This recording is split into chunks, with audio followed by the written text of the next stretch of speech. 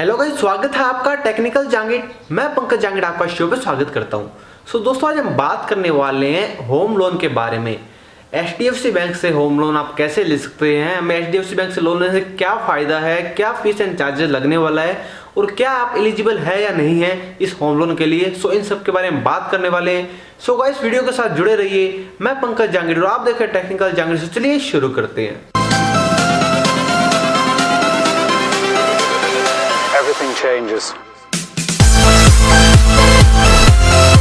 सबसे पहले दोस्तों हम बात करते हैं हम HDFC बैंक से होम लोन क्यों लेंगे। दोस्तों, जैसा कि आप जानते हैं HDFC बैंक प्राइवेट सेक्टर के अंदर बहुत बड़े लेवल के बैंक है जो आपको सबसे जल्दी होम लोन प्रोवाइड करने में आपकी हेल्प करता है।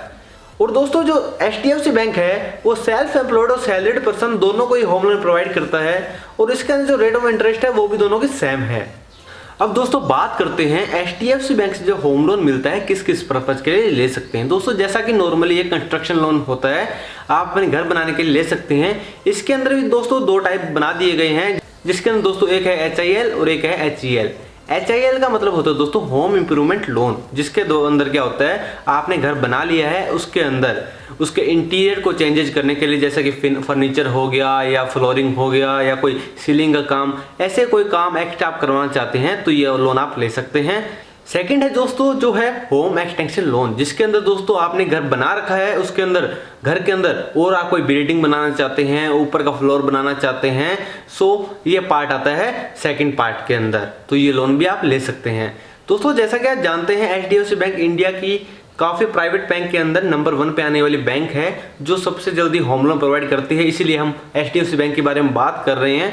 दोस्तों, HDFC बैंक आपको flexible EMI payment option provide करता है, जिसके अंदर आप अपने अकॉर्डिंग, आपकी इनकम के अकॉर्डिंग इसकी EMI को आप कन्वर्ट कर सकते हैं। यानी आप नॉर्मली 20 साल तक, 12 महीने से 20 साल तक आप अपने लोन को कन्वर्ट करवा सकते हैं। दोस्तों, इसके अंदर कोई ज़रूरी नहीं है कि एप्लीकेशन की इतनी इनकम होनी ज़रूरी है, क्योंकि हर किसी को घर की जरूरत होती है, तो कोई भी सैलरीड पर्सन या सेल्फ एम्प्लॉयड इस लोन के लिए अप्लाई कर सकता है। अब दोस्तों बात करते हैं हम फीस एंड चार्जेज, यानी क्या हमारे रेट ऑफ इंटरेस्ट लगने वाला है इसके अंदर। अगर दोस्तों आपने कोई लोन पहले ले रखा था, उसका रीपेमेंट आपने टाइम पे किया है, कोई भी आपकी बाउंस नहीं हो रही है और आपका सिविल स्कोर रह रहा है 800 से ऊपर, तो दोस्तों ये लोन आपको मिल सकता है 7.50% रेट ऑफ इंटरेस्ट के अंदर ओनली फॉर। ये डिपेंड करेगा दोस्तों ओनली आपके सिविल स्कोर पे। अगर आपका सिविल स्कोर 800 से अबव रहेगा तो आपका जो रेट ऑफ इंटरेस्ट रहेगा वो रहेगा 7.50%। एक दोस्तों आपको मैं बता देता हूँ, इसकी जो रेट ऑफ इंटरेस्ट है वो सैलरीड पर्सन और सेल्फ एम्प्लॉयड दोनों के लिए सेम है, इसमें कोई भी चेंजेस नहीं है। अगर आप सैलरीड पर्सन तो भी आपकी same he rate of interest रहेगी सेल्फ एम्प्लॉयड के बराबर।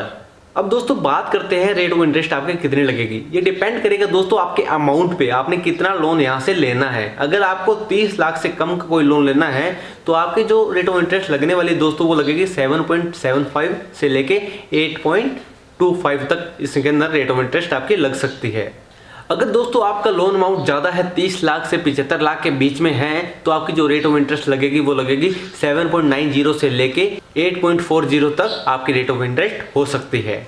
अगर दोस्तों लोन अमाउंट 75 लाख से भी ऊपर है, आपका कोई 1 करोड़ के करीब आपका कोई होम लोन है, तो इसके अंदर जो आपकी रेट ऑफ इंटरेस्ट लगने वाली है वो है 8% से लेके दोस्तों इसके अंदर 8.50% यानी 8.5% तक आपकी रेट ऑफ इंटरेस्ट इसमें जा सकती है। इसके अंदर दोस्तों आपको टॉप अप लोन की फैसिलिटी भी मिल जाती है। अगर आपका इसके अंदर ऑलरेडी अकाउंट है, इसके अंदर आपका ऑलरेडी कोई लोन चल रहा है, तो उस लोन को आप अमाउंट और बढ़वा सकते हैं। यानी आपके पास मान लीजिए आपका 5 लाख का लोन था, आपको 2 लाख की ओन जरूरत है, तो भी आप होम लोन के थ्रू इसके अंदर आप टॉप अप बढ़वा सकते हैं, आपके उसी लोन के अंदर और रुपए ऐड करवा सकते हैं लोन के।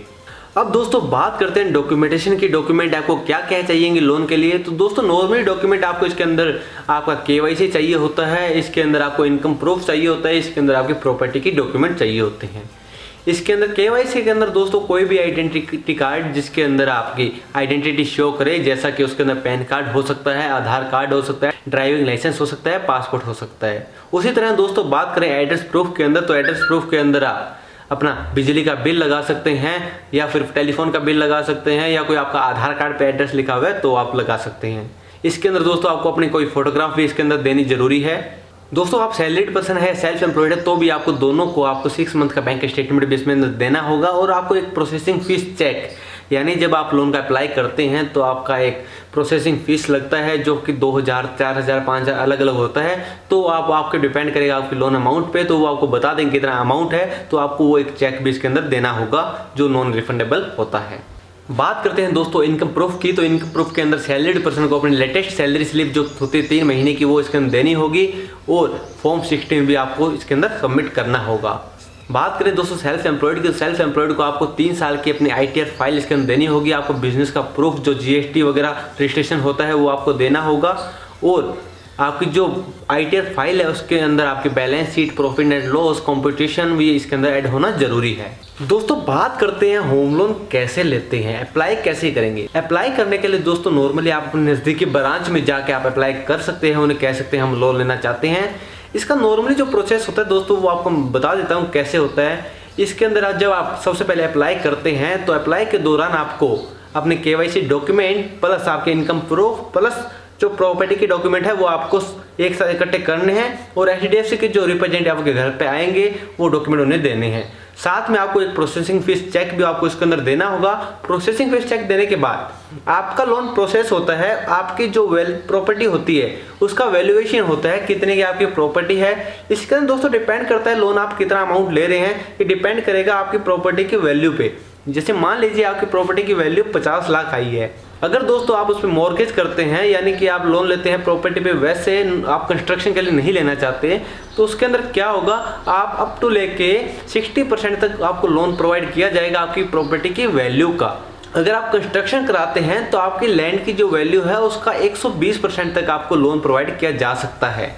उसके बाद दोस्तों जब आपकी प्रॉपर्टी की वैल्यूएशन हो जाती है तो आपका लोन सेक्शन होता है। सेक्शन होने के बाद आपको एक अमाउंट बता दी जाती है, इतनी अमाउंट आप इतना लोन ले सकते हैं यहाँ से, और आपकी जो EMI है वो इतनी बन सकती है। आपकी इनकम के अकॉर्डिंग आपकी EMI बनेगी, यानी आपकी जो भी सैलरी है, जितनी भी आपकी इनकम है उसका 50% या 40% के करीब एक रेशियो होता है, उतना आप EMI पे कर सकते हैं। तो उस अकॉर्डिंग आपकी EMI बता दी जाएगी, इतनी EMI के अंदर आपको ये लोन रीपेमेंट करना होगा। जब आपका ये प्रोसेस कंप्लीट हो जाता है दोस्तों, सेक्शन हो जाता है, उसके बाद अगर आप लोन लेना चाहते हैं, दोस्तों ध्यान रखिए जब आपका लोन सेक्शन होता है जो आपकी प्रोसेसिंग फीस लगती है वो आपको नॉन रिफंडेबल होती है, वापस नहीं मिलती है अगर आप लोन नहीं लेते हैं तो।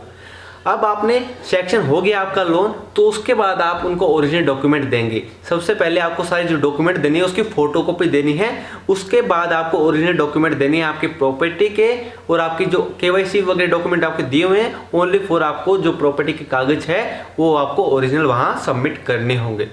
सबमिट करने के बाद दोस्तों आपका लोन का अप्रूवल होगा। इसके अंदर दोस्तों आपकी प्रोसेसिंग फीस भी लगेगी जो अप टू लेके दोस्तों 2% तक हो सकती है। इसके अंदर दोस्तों आपका जो ओनर होता है उसका एक इंश्योरेंस भी किया जाता है। जो इंश्योरेंस अमाउंट है वो या तो आपसे कैश ली जाती है, या फिर दोस्तों जो आपका लोन सेक्शन हो जाता है आपको लोन जो अमाउंट अकाउंट में मिलेगा उसके काट के आपकी अमाउंट आपको दी जाती है। आपका जो लोन प्रोसेस कंप्लीट होता है दोस्तों, इसके अंदर आपके प्रोसेसिंग फीस चार्जेज, आपका इंश्योरेंस चार्जेज कट के आपके अकाउंट में आएगा। सो दोस्तों इस तरह आपका प्रोसेस अप्लाई करने के बाद कंप्लीट होगा। सो दोस्तों इस तरह आप HDFC बैंक से होम लोन अप्लाई कर सकते हैं। सो दोस्तों आप जान गए होंगे HDFC बैंक से आप होम लोन कैसे ले सकते हैं। उम्मीद करता हूँ कि दोस्तों आपको वीडियो अच्छा लगा होगा।